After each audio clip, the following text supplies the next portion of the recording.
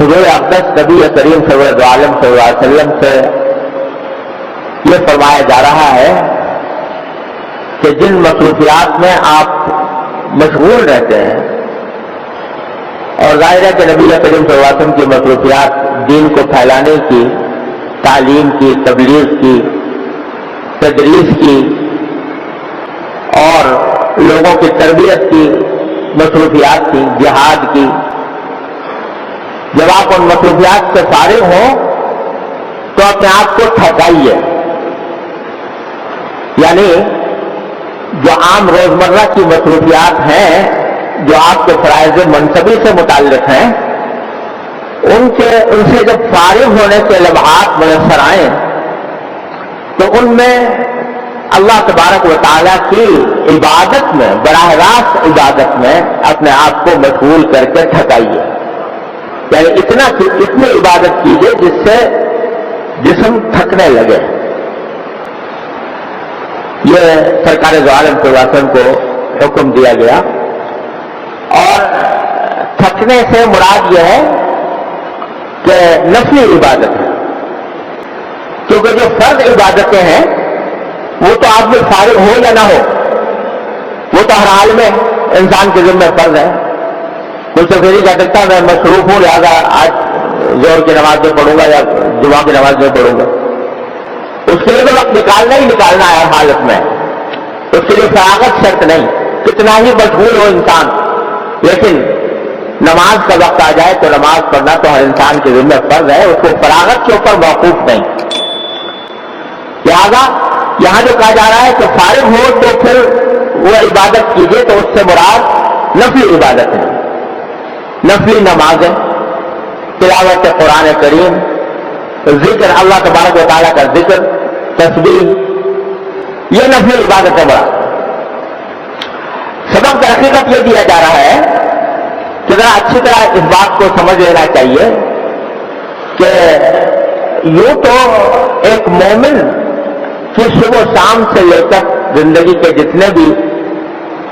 کام ہوتے ہیں، اگر وہ صحیح نیت کے ساتھ، تو جتنی ملازمت،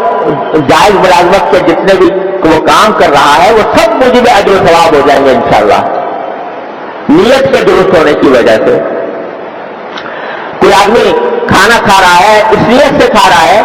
کہ اللہ تعالیٰ نے میرے نفس کا حق رکھا ہے، لہذا میں اس کے نفس کا حق ادا کرنے کے لیے کھا رہا ہوں، اس سے میری قوت بحال ہوگی تو میں اپنے فرائض صحیح سے کیسے انجام دے سکوں گا، تو یہ کھانا کھانا بھی عبادت ہو گیا۔ جبکہ آدمی مصنون طریقے سے کھائے، بسم اللہ پڑھ کے کھائے اور کھا کر اللہ تعالیٰ کا شکر ادا کرے۔ سو رہا ہے تو اس لیے سے سونے کے نتیجے میں طبیعت میں چستی اور تازگی پیدا ہوگی، اس کو میں اپنے فرائض کی ادائیگی میں استعمال کروں گا، تو یہ بھی عبادت۔ تو اصل میں تو مومن کا ہر کام عبادت بن سکتا ہے، لیکن عبادت کی دو قسمیں ہیں۔ ایک قسم یہ ہے کہ جو میں نے ابھی عرض کی کہ نیت صحیح کرنے کی وجہ سے وہ عبادت بنتی ہے، حقیقت میں عبادت نہیں تھی، ایک برا کام تھا، کھانا، کمانا، سونا، لوگوں سے ملنا، یہ سارے کام مباح تھے، جائز تھے، عبادت براہ راست نہیں تھے، لیکن نیت کرنے سے وہ عبادت بن جاتے ہیں۔ اور اصل عبادت کیا ہے؟ عبادت کی وہ قسم کہ جو براہ راست عبادت ہے، اس کا کوئی اور مقصد سوائے اللہ تعالیٰ کی بندگی کے کچھ اور نہیں، کہ اللہ تعالیٰ کے آگے سر نیاز انسان خم کرے، اللہ تعالیٰ کی نماز پڑھنا، تلاوت کرنا، ذکر کرنا، دعائیں کرنا، یہ ساری عبادتیں وہ ہیں کہ جو براہ راست عبادت ہے۔ وہ دوسرے الفاظ میں یہ کہہ لیجیے کہ عبادت کی دو قسمیں ہیں، ایک براہ راست عبادت جیسے نماز، روزہ، حج، زکوٰۃ اور ذکر، تسبیح، تلاوت وغیرہ، اور ایک بالواسطہ عبادت کہ اصل میں عبادت نہیں تھی، لیکن ایک مومن کے لیے صحیح نیت کے ساتھ انجام دینے کی بنا پر اللہ تعالیٰ نے اس کو عبادت کا درجہ دے دیا۔ یعنی اللہ تبارک و تعالیٰ کے حضور کھڑا ہو کر مثلا نماز پڑھے، اتنی پڑھے کہ تھکن محسوس ہونے لگے۔ حضور اقدس نبی کریم صلی اللہ علیہ وسلم رات کے وقت میں تہجد کی نماز کے اندر کھڑے ہوتے تھے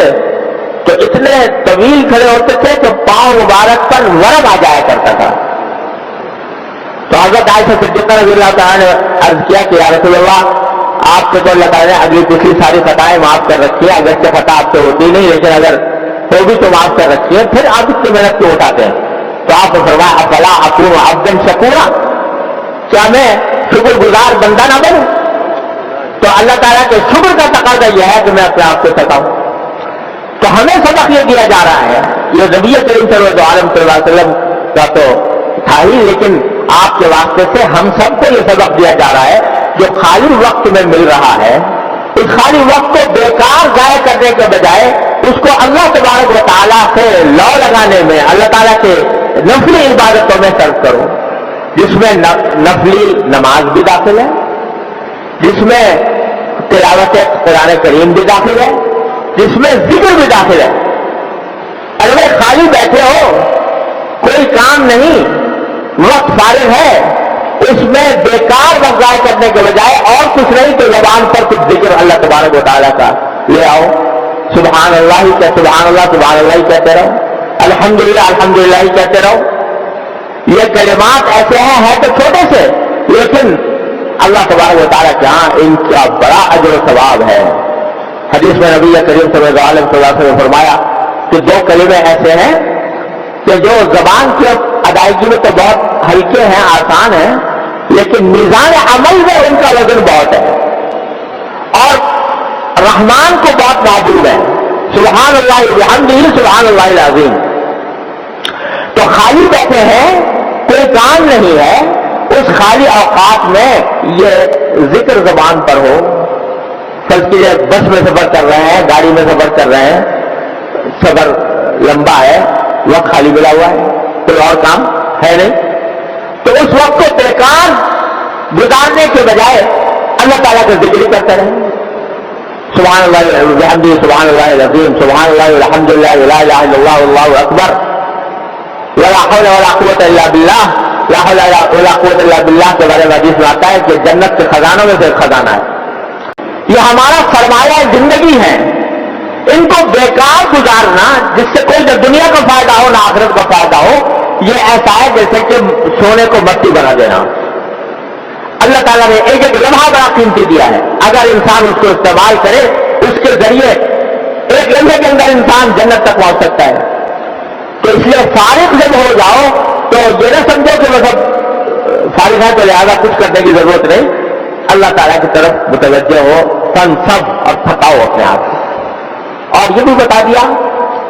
اس میں یہ سبق بھی دے دیا کہ جب کوئی بندہ نفلی عبادتوں کی طرف متوجہ ہوتا ہے یا ارادہ کرتا ہے نفلی عبادت کرنے کا، نماز ہو، تلاوت ہو، ذکر ہو، تو شروع میں اس کو دل نہیں لگتا، دل نہیں لگتا، اس کی وجہ سے دل کو لگ رہا چھوڑ کے بیٹھ جاتا ہے۔ تو یہاں بتایا جا رہا ہے کہ ارے دل کا نہ لگنا یہ بھی تو ایک مشقت ہے، یہ بھی تو ایک محنت ہے، تو دل نہ لگنے کے باوجود اپنے آپ کو زبردستی اس کام میں لگاؤ، وہ تھکن بھی مقصود ہے، وہ مشقت بھی مقصود ہے، وہ تعب بھی مقصود ہے کہ جب اللہ کی خاطر، اللہ تبارک و تعالیٰ کو راضی کرنے کی خاطر یہ مشقت برداشت کرو گے، اس مشقت کو سہو گے اور یہ محنت اٹھاؤ گے،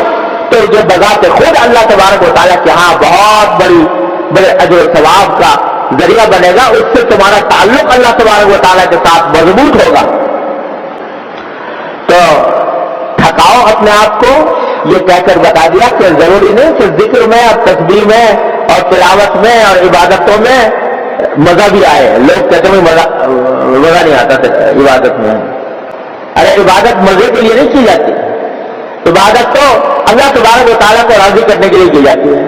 مزہ آئے یا نہ آئے، دل لگے یا نہ لگے، جس حالت میں بھی آدمی اللہ تبارک و تعالیٰ کی اطاعت اور بندگی کے لیے کام کر رہا ہے تو بس وہ اطاعت ہے، وہ بندگی ہے، وہ اللہ تبارک و تعالیٰ کے قرب کا ذریعہ ہے۔ تو اشارہ اس طرف فرما دیا گیا، اپنے آپ کو تھکاؤ کہہ کر یا مشقت اٹھاؤ کہہ کر یا محنت اٹھاؤ کہہ کر اشارہ اس طرف کر دیا گیا کہ بھائی یہ جو عبادتیں ہیں ان کے اندر تمہیں کچھ طبیعت کے خلاف ہوں گی، ناگوار لگیں گی، شروع میں خاص طور پر شروع میں مشقت ہوگی، محنت ہوگی، لیکن اللہ کی خاطر اس محنت کو برداشت کرو، وہ مشقت اٹھاؤ اور دل لگے یا نہ لگے اللہ تبارک و تعالیٰ کی عبادت میں اپنے آپ کو مصروف رکھو. اور اس تھکن کا وجہ آخر حقیقت اللہ تبارک و تعالیٰ کے یہاں پہنچنے کے بعد پتہ چلے گا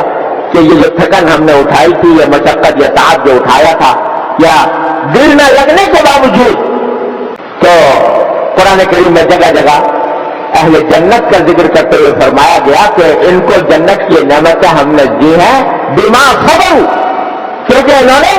زندگی میں، دنیا کی زندگی میں صبر سے کام لیا تھا. ان کا دل نہیں چاہ رہا تھا مگر عبادت میں لگے ہوئے تھے. ان کا دل نہیں چاہ رہا تھا مگر ہماری اطاعت میں لگے ہوئے تھے. ان کا دل گناہ کرنے کو چاہ رہا تھا مگر انہوں نے اپنے آپ کو روک کر گناہ سے اپنے آپ کو محفوظ رکھا تھا. اس کی وجہ سے ان کو جنت کی نعمتیں دی جا رہی ہیں. تو یہ جو کہا جا رہا ہے کہ جب فارغ ہو جاؤ تو تھکاؤ اپنے آپ کو، مطلب یہ کہ دل لگ رہا نہ لگ رہا ہو تب بھی اللہ تبارک و تعالیٰ کی عبادت کی طرف متوجہ ہو جاؤ. اور اس میں ایک اور بات بڑی ہم جیسے لوگوں کے لیے ایک بہت بڑا سبق ہے کہ حضور اقدس صلی اللہ علیہ وسلم نے فرمایا کہ جب تم فارغ ہو جاؤ، کہاں سے فارغ ہو جاؤ؟ ہم لوگ تو دنیا کے کام میں، روزی کمانے میں، اس میں تجارت میں، معیشت میں لگے رہتے ہیں. نبی کریم صلی اللہ علیہ وسلم تو سارے دن مصروف رہتے تھے اللہ تعالیٰ کے دین ہی کے کام میں، تعلیم میں، تبلیغ میں، تدریس میں، نصیحتوں میں، لوگوں کے درمیان صلح صفائی کرانے میں، جہاد میں، اس میں مصروف رہتے تھے. تو کوئی یہ نہیں خیال ہو سکتا یہ ساری یہ سب کچھ جو کر رہے ہیں یہ بھی تو دین کی عبادتیں کر رہے ہیں. لیکن اللہ تعالیٰ فرماتے ہیں جب ان سے بھی فارغ ہو جاؤ تو اب براہ راست اللہ تبارک و تعالیٰ سے تعلق قائم کر کے اپنے آپ کو تھکاؤ. تو معلوم ہوا کہ جو لوگ دین کے کام میں لگے ہوئے ہیں، چاہے وہ طالب علم ہیں، چاہے وہ استاد ہیں پڑھا رہے ہوں، چاہے تبلیغ میں لگے ہوئے ہوں، چاہے جہاد میں لگے ہوئے ہوں، وہ بھی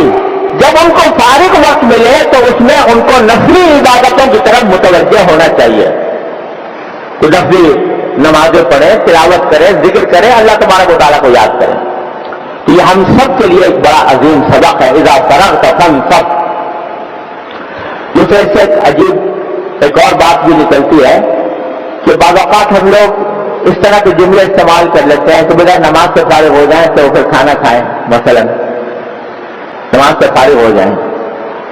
تو میرے والد ماجد حضرت مولانا مفتی محمد شفیع صاحب قدس اللہ تعالیٰ سرہ،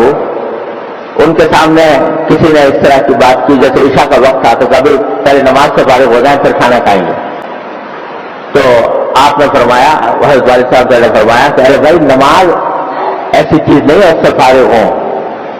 یعنی اس کا مطلب یہ نکلتا ہے کہ بھائی نماز کو ایک بوجھ ہے ذرا جلدی سے اتار لیں تو پھر جو اصل مقصد ہے کھانا کھانے کا وہ حاصل ہو. فرمایا کہ یہ جملہ بے ادبی کا جملہ ہے کہ نماز سے فارغ ہو جائے تو کھانا کھائیں. یہ اصل مقصد کھانا کھانا ہے، یہ بوجھ اتارے. تو اس واسطے حدیث میں نبی کریم صلی اللہ علیہ وسلم نے فرمایا کہ جب رات کا کھانا اور عشاء کا وقت، عشاء کی نماز